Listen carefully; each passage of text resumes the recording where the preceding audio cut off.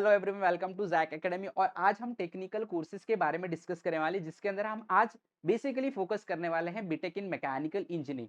तो ये जो बीटेक इन मैकेनिकल इंजीनियरिंग का कोर्स है, ये कोर्स का क्या स्ट्रक्चर है, क्या ड्यूरेशन है, क्या एलिजिबिलिटी क्राइटेरियाज है, क्या सब्जेक्ट्स है, इसके हमारे पास क्या फ्यूचर स्कोप्स हैं, इसके प्रॉस क्या है, इसके कॉन्स क्या है, ये सारे चीज आज के सेशन में हम डिस्कस करने वाले। तो अगर आप क्लास 12 के स्टूडेंट हो, साइंस स्ट्रीम के स्टूडेंट हो, और अगर आप इंजीनियरिंग फील्ड में अपनी करियर बनाना चाहते हैं, तो ये सेशन आपके बहुत इंपॉर्टेंट साबित होने वाला है। और सबसे बड़ी बात तो ये है कि आप इस पर्टिकुलर सेशन के बेस पे आप अपने करियर को भी डिसाइड कर सकते हैं। तो ज्यादा टाइम वेस्ट नहीं करेंगे डिस्कशन में, let us begin with the actual topic. तो हमारा आज का जो टॉपिक है basically exactly what is mechanical engineering. Mechanical engineering actual में क्या है? तो ये एक इंजीनियरिंग कोर्सेस है जिसके अंदर हम लोग बेसिकली मैकेनिकल सिस्टम के बारे में डील करते हैं। मैकेनिकल सिस्टम को सीखते हैं हम लोग, जहाँ पे हम स्टेबिलिटी से डील करते हैं, जहाँ पे हम लोग कोर स्ट्रेंथ से डील करते हैं। आप देख सकते हैं यहाँ पे हम लोग यहाँ पे डिजाइनिंग से भी डील करते हैं, हम लोग मैन्युफैक्चरिंग से डील करते हैं, testing and maintenance of the mechanical system and machines, right. तो जो हेवी मशीन्स होती है, either it can be in the case of electrical system, चाहे तो वो मैकेनिकल सिस्टम है, वहां पे हम लोग मशीन और उसके स्ट्रेंथ से डील कर लेते हैं, ठीक है। उसके बाद it deals with the mechanics, thermodynamics, material, robotics, CDAC and CAM etcetera. तो इसके अंदर बहुत सारे कोर ब्रांचेस हैं, बहुत सारे डोमेन है जहां पे हम लोग वर्क कर सकते हैं, राइट। अब आगे बढ़ जाते हैं हम लोग, जरा सा इसके एलिजिबिलिटी क्राइटेरिया पे डिस्कस कर लेते हैं। तो अगर आप लोगों को इस कोर्स के अंदर एनरोल करना है, तो आप लोगों को लिए इसका जो एलिजिबिलिटी है वो है बेसिकली आपके पास 10+2 दैट इज 12th पास होना चाहिए from stream that is science. और आप लोगों के पास फिजिक्स, केमिस्ट्री और मैथमेटिक्स कोर सब्जेक्ट होना चाहिए, जिसके अंदर आप लोगों के marks should not be less than 60% और इक्विवेलेंट, और it may vary from institute to institute. Clear? Okay. उसके बाद आप लोगों को स्टेट लेवल का, नेशनल लेवल का, या तो कोई इंस्टीट्यूट लेवल का आप लोगों को एंट्रेंस एग्जाम भी देना पड़ेगा। As discuss we can say that JEE means advance for IITs और NITs के एडमिशन के लिए you have to appear state exam like MST, CT, WB, JEE। Private exams भी होते हैं इसके लिए, बिटसेट हो गया, VIEEE, SRM, JEE। Age limit जो इसका बेसिकली होता है दैट इज बेसिकली ऑब्वियसली आप 12th स्टैंडर्ड में, तो 17 to 18 ईयर्स जो इसका एज क्राइटेरिया होता है, ठीक है। अब आगे बढ़ जाएंगे हम लोग, डिस्कस कर लेते हैं इसके जो ड्यूरेशन है वो क्या है। तो basically this mechanical engineering is of 4 year duration, जिसके अंदर आप लोगों को 8 सेमेस्टर आ जाता है। एक सेमेस्टर 6 महीने का होता है बेसिकली। और इसके अंदर जो मेजर सब्जेक्ट होते हैं, तो फर्स्ट ईयर में अगर आप देखोगे तो फंडामेंटल सब्जेक्ट्स जो होते हैं वो इंजीनियरिंग मैथमेटिक्स होते हैं, इंजीनियरिंग फिजिक्स होते हैं, इंजीनियरिंग केमिस्ट्री होते हैं, राइट। वहीं पे आप सेकंड और फोर्थ, सेकंड से लेके फोर्थ ईयर में जाओगे तो कोर मैकेनिकल सब्जेक्ट्स आ जाता है। वहाँ पे थर्मोडायनेमिक्स से हम डील करते हैं, कुछ प्रोजेक्ट्स होते हैं, कुछ लैब वर्क्स होते हैं, right. And in this way ये मैकेनिकल सिस्टम इतने सारे ड्यूरेशन और इतने सारे सब्जेक्ट को इंक्लूड करता है। आगे हम डिस्कस कर लेते हैं about this subject covered in proper way. Core subject जो मैकेनिकल इंजीनियरिंग में आप लोगों को स्टडी करना है, जो आप लोगों को सीखना है, basically it always include engineering mathematics, thermodynamics, fluid mechanics हो जाता है, मैन्युफैक्चरिंग टेक्नोलॉजी हो जाता है, मशीन डिजाइनिंग के ऊपर हम सीखते हैं, वर्क करते हैं, हीट एंड मास ट्रांसफर के कंट्रोल सिस्टम, कैड और कैम जो है वो ड्राइंग के सॉफ्टवेयर भी हम लोग सीख लेते हैं। इलेक्टिव सब्जेक्ट भी इसके अंदर होता है, जो कि आप लोगों का जो स्किल्स है उसको अपग्रेड करने के लिए ऑटोमेटिव इंजीनियरिंग आप ऑप्ट कर सकते हैं, रोबोटिक्स एंड ऑटोमेशन है, रिन्यूएबल एनर्जी सिस्टम है आप लोगों के पास, एडवांस मटेरियल एंड कंपोजिट्स। तो इतने सारे आप लोगों के कोर सब्जेक्ट इस पर्टिकुलर कोर्स में अवेलेबल हो जाते हैं। अब हम बात करेंगे top colleges and universities in India. तो टॉप कॉलेजेस और यूनिवर्सिटी की बात करेंगे तो टॉप कॉलेज और यूनिवर्सिटी हमेशा आप लोगों का जो अपॉर्चुनिटीज है, फ्यूचर अपॉर्चुनिटीज हो, उसके अंदर बहुत अहम हम बोल सकते हैं रोल निभाते हैं, ठीक है। So when we talk about top colleges, तो IITs जो होते हैं मैकेनिकल इंजीनियरिंग के बेस्ट टॉप कॉलेजेस होते हैं, जो कि टायर 1 में फॉल करते हैं, राइट। तो IIT Madras you can see ranked 1 overall in engineering, IIT Bombay, Delhi, Kanpur, Kharagpur, NITs भी आ जाते हैं इसके अंदर, and other government colleges, NIT Trichy है, NIT सूरतखल, NIT Warangal, Jadavpur university, और बहुत सारे ऐसे आपके पास प्राइवेट डीम्ड यूनिवर्सिटी। तो इसके लिए आप लोगों को मैकेनिकल इंजीनियरिंग कोर्सेज के लिए आप लोगों के पास बहुत सारी यूनिवर्सिटीज, बहुत सारे हम बोल सकते हैं इंस्टीट्यूशन, और बहुत सारे प्राइवेट कॉलेज आप लोगों के लिए अवेलेबल है, एम्पल में अवेलेबल है। तो आप लोगों को वहां पे कोई इशू नहीं आ सकता है।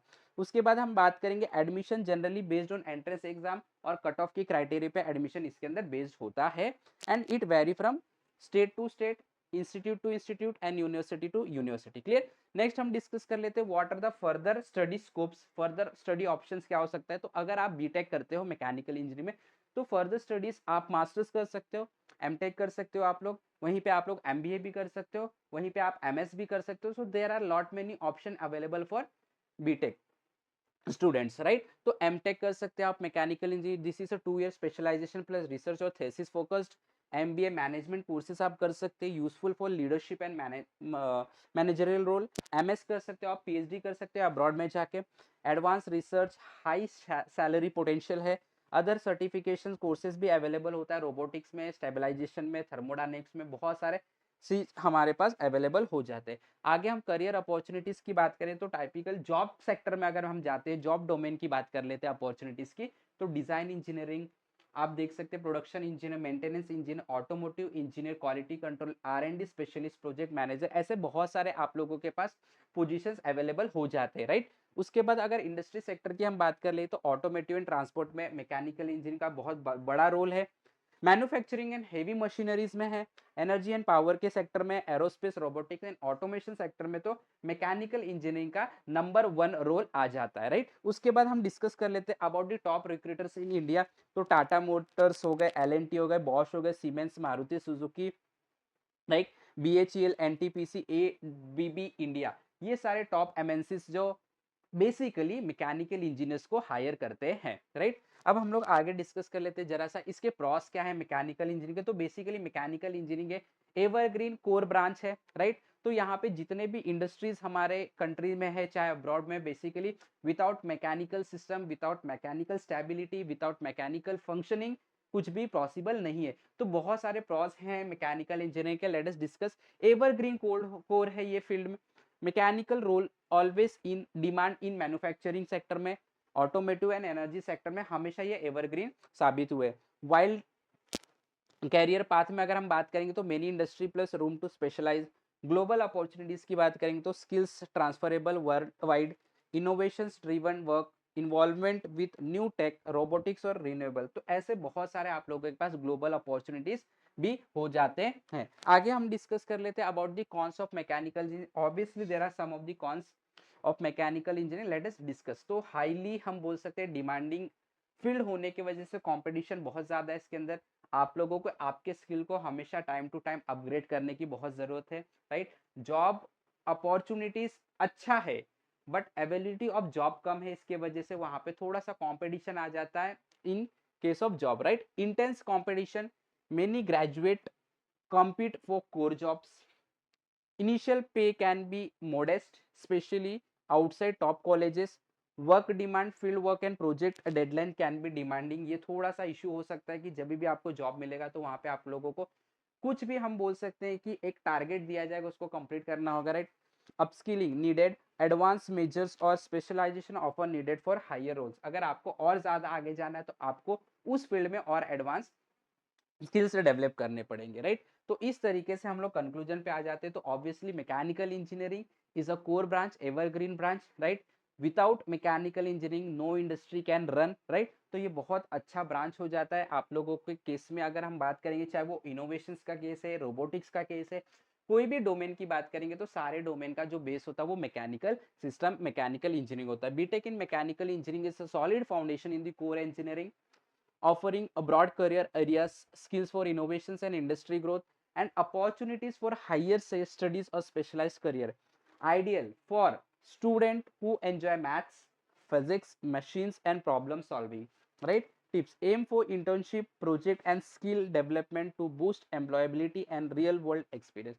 तो इस तरीके से हमारा कंक्लूजन यही बोलता है कि mechanical engineering evergreen core branch, right, जिसके पास बहुत सारे जॉब अपॉर्चुनिटीज है, बहुत सारे हायर स्टडीज की अपॉर्चुनिटीज है, एंड आप लोगों के लिए हमेशा ग्रोथ का जो पोटेंशियल है वो आप लोगों के लिए हमेशा ओपन रहेगा। तो दिस इज द बेस्ट हम बोल सकते हैं कोर्स अगर हम लोग बीटेक की बात करेंगे, and you can opt for that, right. So इसी तरीके से आज का सेशन हमारा यहीं पे खत्म होता है। So have a wonderful day, have wonderful learning, thank you very much. तो इसी के साथ आप लोगों को जैक एकेडमीज के साथ जुड़े रहना है। अगर चैनल पे नहीं तो आप लोगों को लाइक, शेयर और सब्सक्राइब जरूर कर देना है। तो मिलते हैं नेक्स्ट लेक्चर में। Till then take care, have wonderful day, have wonderful learning, thank you very much.